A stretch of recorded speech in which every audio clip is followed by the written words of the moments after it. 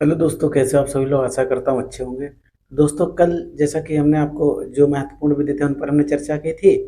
अब हम आज अब कुछ महत्वपूर्ण क्वेश्चन और हैं, उन पर हम चर्चा विस्तार से करेंगे। तो दोस्तों, अगर चैनल को लाइक सब्सक्राइब नहीं किया तो प्लीज़ लाइक सब्सक्राइब कर दोस्तों को शेयर कर दीजिए, जिससे कि आपको इसका नोटिफिकेशन मिल जाए और आप क्लास कर सकें। ठीक, तो दोस्तों, पहला हमारा जो क्वेश्चन है, वो पहला क्वेश्चन जो नारी शक्ति बंधन अधिनियम संशोधन विधेयक पारित किया गया था उससे संबंधित है।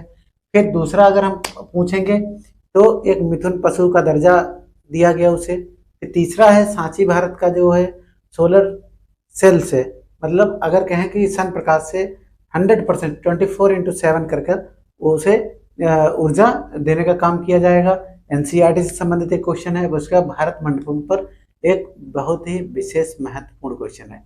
तो दोस्तों, पहला क्वेश्चन हमारा ये है कि एक अभी जो संविधान संशोधन अधिनियम लाया गया वो 128वें क्रम का आया। किस नंबर का? 128वां क्रम आया संविधान संशोधन विधेयक। लेकिन वो नियम बना, विधेयक बना 106वां। कौन बना?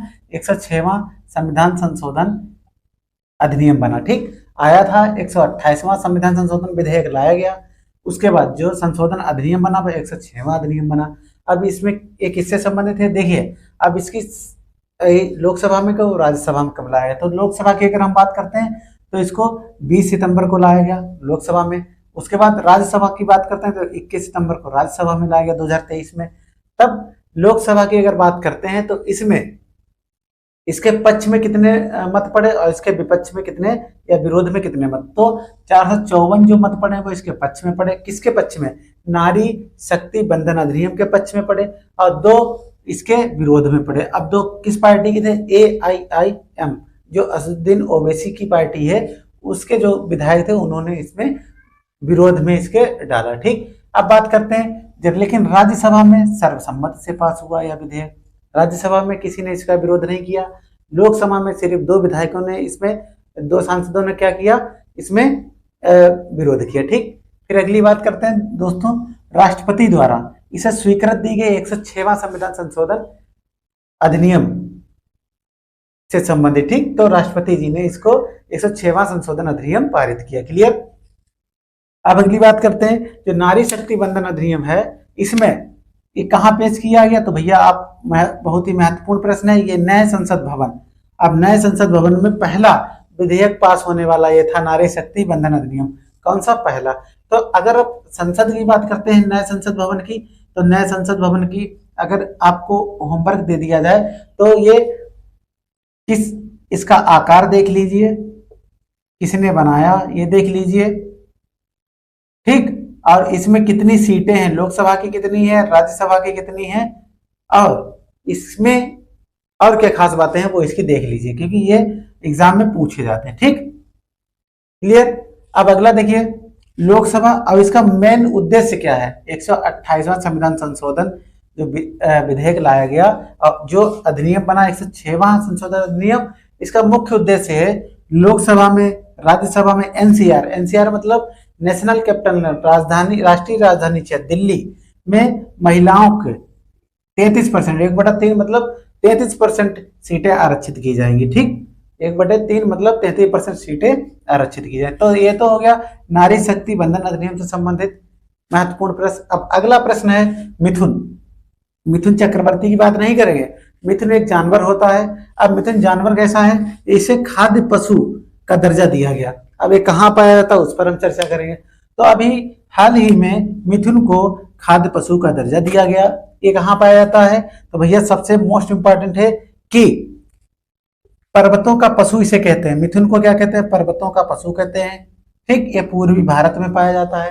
तो मिथुन को पर्वतों का पशु कहा जाता है, पूर्वी भारत में पाया जाता है। सर्वाधिक संख्या इसकी कहाँ है? सर्वाधिक संख्या कभी पूछ लेगा तो अरुणाचल प्रदेश में। कहाँ है? अरुणाचल प्रदेश में। ठीक, अब देखिए 20वीं पशुधन जो जनगणना हुई थी, कब हुई 20वीं पशुधन जनगणना? 2019 में। तो इसके आधार पर 3.8 लाख क्या है? मिथुन पशु हैं। ठीक, अब देखिए इस खाद्य पशु को घोषित किसने किया? मिथुन को खाद्य पशु किसने घोषित किया? तो एफएसएसआई की food safety security authority of India, इसकी फुल फॉर्म है पूरी, आप याद कर लीजिएगा। FSSAI की फुल फॉर्म पूछता है, ठीक। अब देखिए ICAR, जो ICAR का आपका मुख्यालय कहाँ है वो देख लीजिए। ICAR ने 1 सितंबर को इसे मिथुन दिवस के रूप में मनाने की घोषणा की। ICAR एक भी संस्था है, इसने 1 सितंबर को मिथुन दिवस मनाने की घोषणा की। फिर ICAR की स्थापना कब हुई? 1988 में हुई। कहाँ हुई? नागालैंड में। कहाँ हुई? नागालैंड में। तो मिथुन को खाद्य पशु का दर्जा किसने दिया? अरुणाचल प्रदेश ने। किसने दिया? अरुणाचल प्रदेश। तो आशा करता हूं ये दो क्वेश्चन आपको अच्छे से समझ में आए होंगे। अब हम चलते हैं तीसरे क्वेश्चन के ऊपर, बात करते हैं सांची। सांची का स्तूप आपको पता है एक काकतीय शासकों ने बनवाया था, और ये कहाँ है? रायसेन। सांची का स्तूप कहाँ पड़ता है? रायसेन, मध्य प्रदेश में, ठीक। रायसेन जिला है मध्य प्रदेश का, वहां पे सांची का स्तूप है, एक छोटा सा शहर है। ये भारत का पहला सौर शहर है, मतलब सौर ऊर्जा संचालित शहर है, भारत का पहला। तो आपसे पूछेगा भारत का पहला सौर संचालित शहर कौन है? तो सांची है। सासे सौर, सासे संचालित, सांची, ठीक। क्लियर।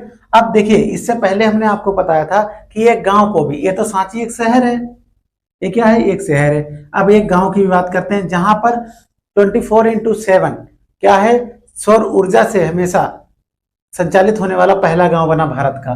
ये कौन सा गांव है? मोढेरा है, ये गुजरात का है। ये कहाँ का है? गुजरात का। ये गांव है, वो सांची एक शहर है, ठीक। तो अगर क्वेश्चन पूछा जाए पहला सौर ऊर्जा संचालित गांव 100%, तो आपका मोढेरा पड़ जाएगा जो गुजरात में है। लेकिन शहर की बात करेगा तो आपका सांची आ जाएगा, जो रायसेन जिला मध्य प्रदेश में पड़ता है। अब NCERT की बात करते हैं, तो NCERT क्या है? पहले इसकी फुल फॉर्म देख लीजिए।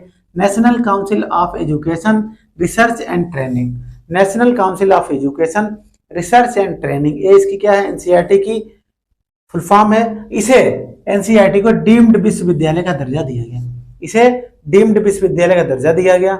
अब इस दर्जे में क्या हुआ, इसकी बात करते हैं। जो 1 सितंबर 2023 को केंद्रीय शिक्षा मंत्रालय द्वारा इसे डीम्ड विश्वविद्यालय का दर्जा प्रदान किया गया। क्लियर। तो NCERT की फुल फॉर्म देख लीजिए आप। NCERT को किसने डीम्ड विश्वविद्यालय का दर्जा दिया? केंद्रीय शिक्षा मंत्रालय ने। आपके लिए होमवर्क की अगर बात करते हैं तो आप देख लीजिए कि शिक्षा मंत्री इस समय कौन है, आप बताइए, ठीक। अब हमारा जो अगला प्रश्न है उसकी बात करते हैं भारत मंडपम की। किसकी बात करते हैं? भारत मंडपम। दोस्तों भारत मंडपम जो है बहुत ही महत्वपूर्ण स्थल है। अब ये कहाँ है? ये दिल्ली में है। कहाँ है? दिल्ली में है। और यहीं पर G20 की बैठक भी हुई थी। कहाँ हुई थी? भारत मंडपम।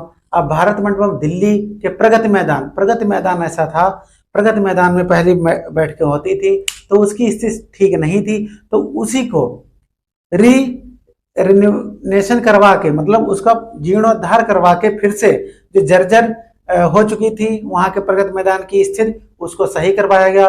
और उसे वर्तमान में क्या था?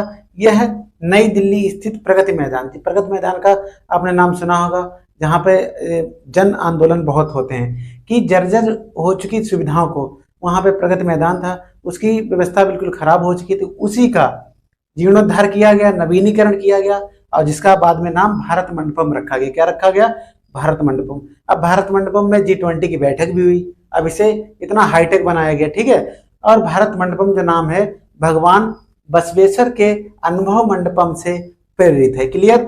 अब क्या है? अंतर्राष्ट्रीय प्रदर्शनी सह सम्मेलनों की व्यवस्था के लिए, आयोजनों के लिए, देश में बैठकों की, सम्मेलनों में प्रदर्शनियों की, विश्व स्तरीय बैठकों के लिए सारी जो बैठकें होती है उनका उसी में क्या किया जाएगा? कराई जाएंगी, ठीक। हो चुकी सुविधाओं का नवीनीकरण किया गया। क्लियर। अब इसमें क्या? अंतर्राष्ट्रीय प्रदर्शनी सह सम्मेलन केंद्र IECC